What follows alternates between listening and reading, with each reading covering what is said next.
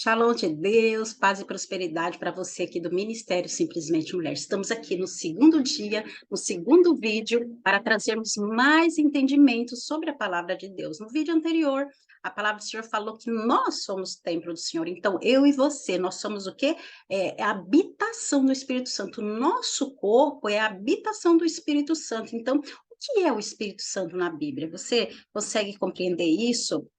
Então, a pergunta mais correta não é o que é o Espírito Santo de Deus na Bíblia. Então, quem é o Espírito Santo? Quem é? Sabe por quê? Porque ele é uma pessoa. Então, o Espírito Santo, ele é a própria presença de Deus em nós. Então, a Bíblia, na Bíblia nós descobrimos que o quê? Que o Espírito Santo tem o quê? Emoções, o Espírito Santo tem vontades, o Espírito Santo, ele intercede por nós. Então, a palavra do Senhor, nós vamos abrir aqui hoje, porque falar sobre o Espírito Santo requer um pouco mais o quê? De estudo, de leitura da palavra do Senhor. Então, nós vamos abrir no livro de Romanos, capítulo 8, vamos aqui abrir a palavra do Senhor, capítulo 8, versos 26 ao 27, que fala assim: da mesma forma, o Espírito nos ajuda quando estamos fracos, pois nesta ocasião não sabemos pedir o que convém, mas o próprio Espírito intercede por nós com gemidos inexprimíveis, mas aquele que esquadrinha os corações sabe. Por isso, qual é a intenção do Espírito? E conforme a vontade de Deus, o Espírito intercede pelos santos. Aleluia, glória a Deus. Olha só.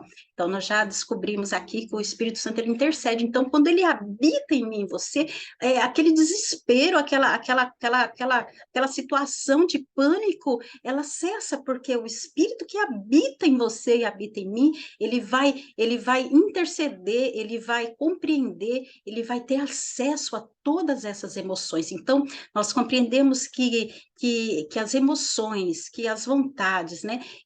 Nossa, quando nós permitimos que o Espírito trabalhe em nós, ela começa a ter um conflito até mesmo com o Espírito Santo, porque ele vai começar a trabalhar em nós, porque ele habita em mim, habita em você. Então, nós vimos aqui em Romanos que ele intercede, que ele vai levar o Senhor a nossas petições, ele vai levar os nossos sentimentos, ele vai trabalhar em nós de acordo com o que ele leva e traz para nós os resultados das nossas orações. Então, nós vemos que o Espírito Santo, ele faz o quê? Ele fica triste. E a gente vai ver isso aonde? Lá em Efésios, capítulo 4, versos 30. Vamos abrir aqui a palavra do Senhor. Então, a palavra fala assim: e não entristeçai o Espírito Santo de Deus, no quais está selado para o dia da redenção. Oh, glória! Nós somos selados, nós vimos isso no vídeo anterior. Então, nós podemos entristecer o Espírito Santo de Deus. Então, a palavra fala assim, não entristeçai. Então, nós sabemos que ele pode ficar triste, o quê? Com as nossas atitudes, com as suas atitudes, com o que nós fazemos com o nosso corpo, porque nós sendo o templo do Espírito Santo e ele habita em nós, nós podemos deixar o Espírito Santo de Deus triste quando isso acontece? Quando nós não valorizamos o nosso corpo, porque ele é templo, então ele tem que se manter santo, tem que manter-se em santidade. Então, quando nós cometemos qualquer tipo de pecado, qualquer situação que agrida o nosso corpo humano, nós estamos entristecendo o Espírito Santo de Deus. Então, olha só, né, quando nós lemos anteriormente lá a palavra do Senhor, que fala que nós podemos destruir esse templo. Se nós destruirmos esse templo, o Senhor nos destruirá, porque quando nós permitimos que o pecado, que as coisas do mundo invada o nosso corpo através do pecado, através de alguma situação, nós estamos nos destruindo a nós mesmos, porque nós estamos impedindo que o Espírito Santo de Deus faça a obra perfeita que ele precisa fazer.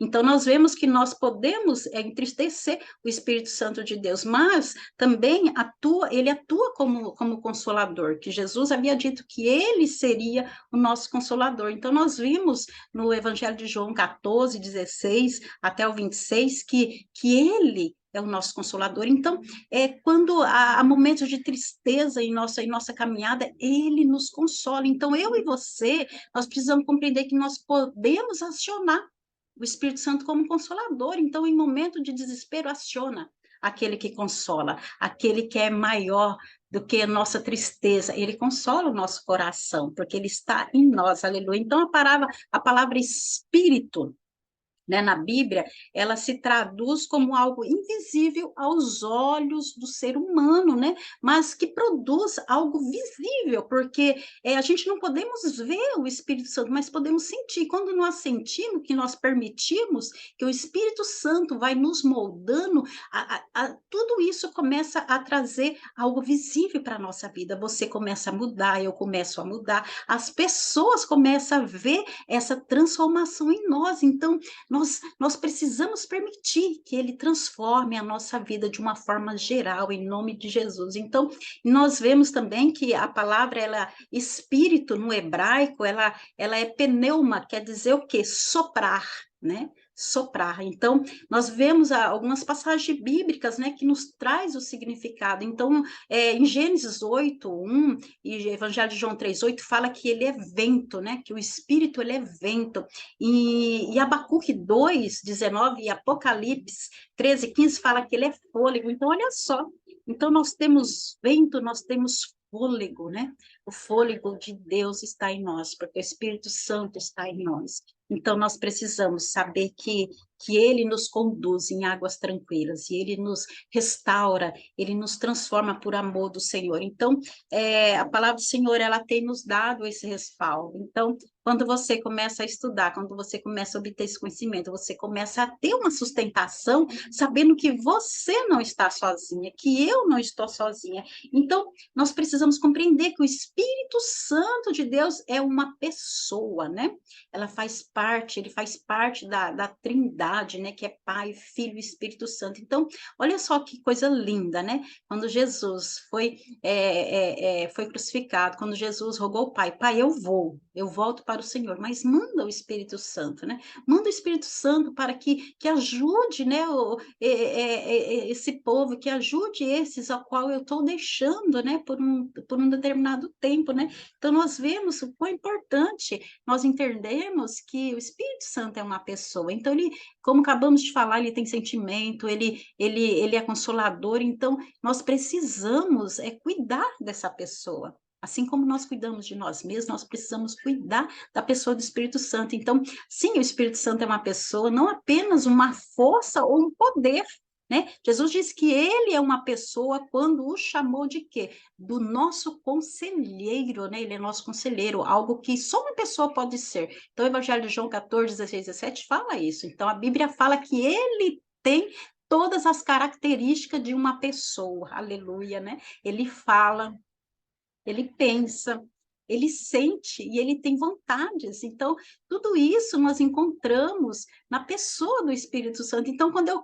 começo a deixar ele falar, quando eu começo a deixar que os pensamentos do Espírito sejam os meus pensamentos, então, quando eu deixo que o sentimento do Espírito seja o meu sentimento e a vontade do Espírito seja a minha vontade, aí é outro nível, né?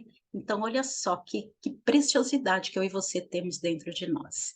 Que nós possamos compreender, que nós possamos permitir que tudo isso passe a gerar a nossa vida, a direcionar a nossa caminhada. Eu tenho certeza que a partir desse momento nós vamos fazer o quê? Andar de vitória em vitória. E eu espero, em nome de Jesus, que eu e você possamos andar de vitória em vitória através do Espírito Santo de Deus. Um beijo no teu coração e que essa palavra possa te ajudar a você compreender muitas situações que hoje você está passando. Então, você hoje pode acionar o Espírito Santo de Deus, a pessoa do Espírito Santo que está habitando aí em você. Em nome de Jesus. Até o próximo vídeo, se Deus abençoar.